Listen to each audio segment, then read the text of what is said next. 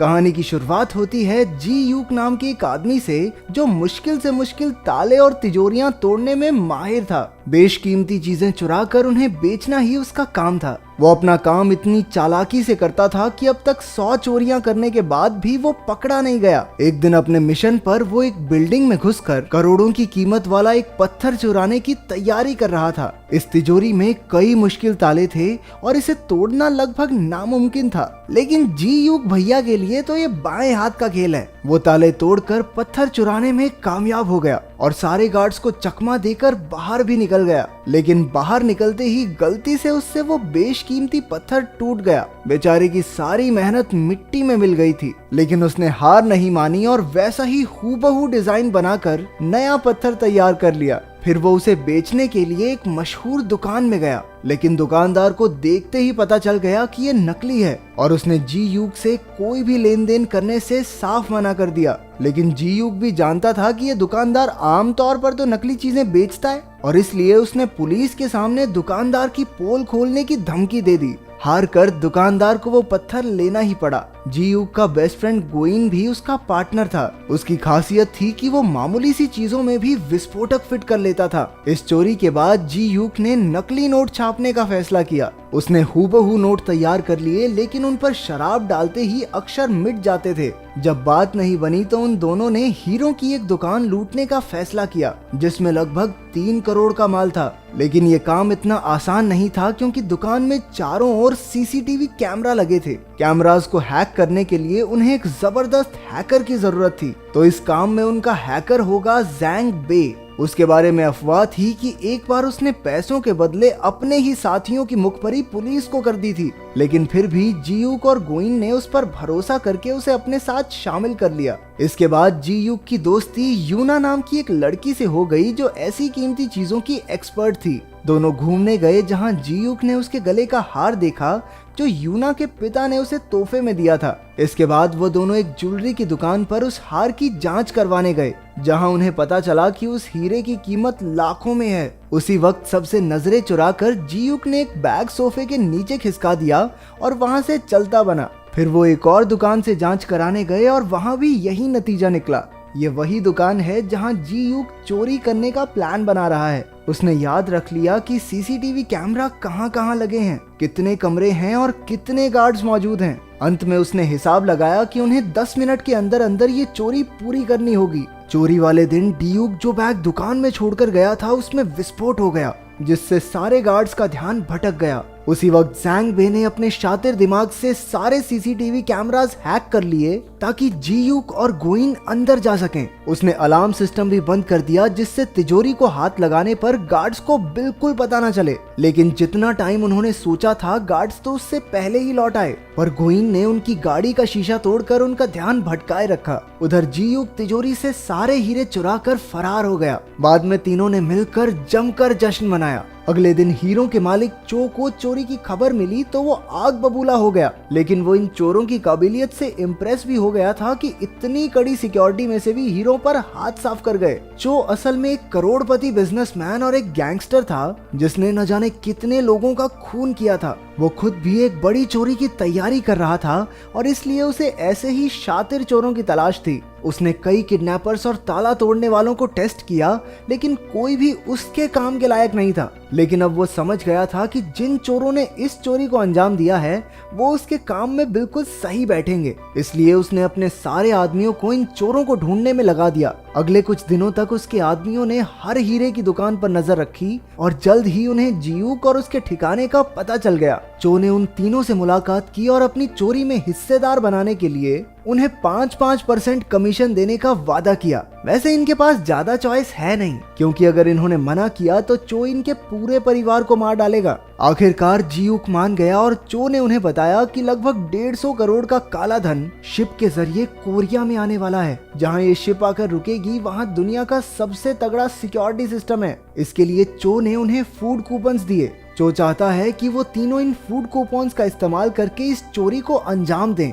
इसके बाद जी यूक ने प्लान बनाना शुरू कर दिया, क्योंकि ये उसकी आज तक की सबसे बड़ी चोरी होने वाली थी। उधर चो ने जैंग बे को अलग से बुलाकर उसे ज्यादा पैसे देने का वादा किया ताकि वो जियूक और गोइन पर नजर रखे, क्योंकि आखिर कोई चोरों पर भरोसा करे तो करे कैसे। उधर पुलिस अभी भी हीरो के चोर को ढूंढ रही थी। उन्होंने सीसीटीवी फुटेज में देखा कि जियूक ने ही वो बैग दुकान में रखा था। वो उसका पता ढूंढकर जियूक के घर में घुस गए, जहां उन्होंने उसकी अगली चोरी का सारा प्लान देख लिया। यहाँ से पुलिस को एहसास हो गया कि वो चो से मिला हुआ है। चोरी से पिछले दिन जियूक और गोइन पोर्ट पर जाकर विस्फोटक और सिक्योरिटी सिस्टम को हैक करने के डिवाइसेस रखाए। अपने ठिकाने पर लौटकर जियूक ने गोइन से कहा कि वो चो को धोखा देके सारा पैसा खुद ही क्यों नहीं रख लेते, लेकिन जैंग बे को उनके प्लान के बारे में पता चल गया और उसने चो को सारी खबर दे दी। चो को गुस्सा तो बहुत आया, लेकिन उसने जियूक से बाद में निपटने का फैसला किया, क्योंकि अभी उसे उसकी जरूरत है।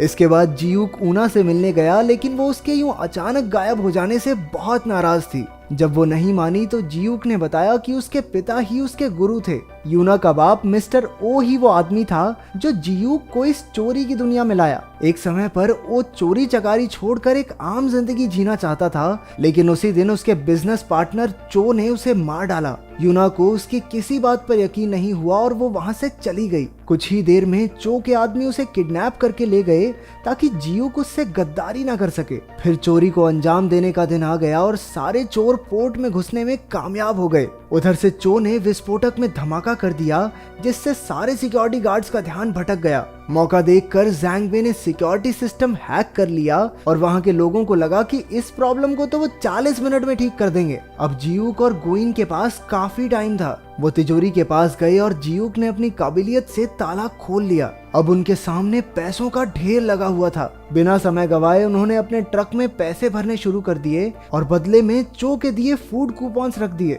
धमाके की खबर सुनते ही पुलिस वहां आ पहुंची और उन्होंने पोर्ट को चारों ओर से घेर लिया, जिस वजह से जियूक अपने साथियों के साथ बाहर नहीं निकल पाया। उधर चो ने आकर जियूक पर बंदूक तान दी, क्योंकि उसे जियूक की गद्दारी का पता चल गया था। चो ने यूना का हार दिखाकर कहा कि वो उसके कब्जे में है। उसकी जान बचाने के लिए जियूक ने अपने आप को पुलिस के हवाले कर दिया, लेकिन पकड़े जाने से पहले ही वो पानी में कूद गया और पीछे से पुलिस वाले उस पर गोलियां दागने लगे। उनमें से एक गोली उसे लग भी गई। उसके हाथ में जो बॉम्ब था वो भी फट गया, यानी कि ये साफ था कि वो मर चुका है। जब गोइन को इसका पता चला तो वो अपने दोस्त को खोकर बहुत दुखी हुआ, लेकिन जैंग बे खुश था क्योंकि अब उसे जियूक के हिस्से के पैसे भी मिल जाएंगे। तभी उन दोनों में बहस छिड़ गई और जैंग बे ने चाकू से गोइन का खून कर दिया।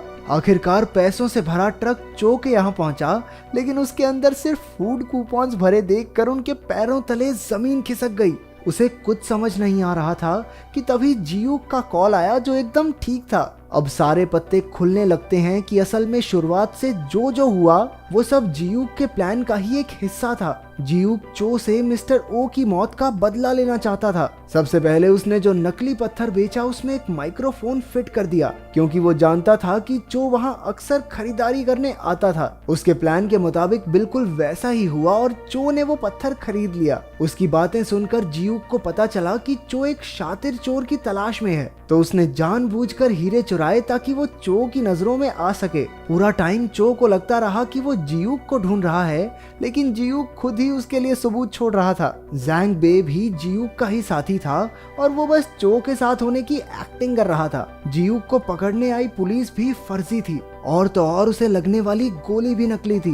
बेसिकली वो चो को चू बना के भाग गया। उधर पुलिस ने मरने का नाटक कर रहे गोइन को भी बचा लिया और चो को पैसे के नाम पर कुछ मिला तो वो था ठेंगा। ऊपर से जियूक ने पुलिस को उसकी खबर भी दे दी। पुलिस चो के अड्डे पर पहुंची, जहां चो के आदमियों और पुलिस में मारामारी शुरू हो गई। वहीं जैंग बे ने यूना को कैद से रिहा करवा लिया। अपने प्लान को चौपट होता देखकर चो भी वहां से भाग निकला। जियूक के आदमी फूड कूपन से भरा ट्रक भी ले गए, हालांकि उसकी कोई खास कीमत नहीं थी। लेकिन फिर हमें पता चला कि ये कूपन असल में वही पैसे हैं जो उन्होंने चुराए थे। जब वो ट्रक में पैसे भर रहे थे तो उन्होंने जियूक की नकली नोट बनाने वाली मशीन से उन्हें फूड कूपन्स बनाकर प्रिंट कर लिया। अब जैसे ही उन पर शराब पड़ेगी वो फिर से असली नोट बन जाएंगे। इसका मतलब पूरा टाइम पैसे चो की आंखों के सामने ही थे, लेकिन वो उन्हें पहचान ही नहीं पाया। आखिरकार जियूक ने चो की गाड़ी को टक्कर मारकर उसे पुलिस के हवाले कर दिया। इसके बाद उन्होंने अपने ठिकाने पर कूपन्स पर शराब छिड़क कर उन्हें पैसों में बदल दिया।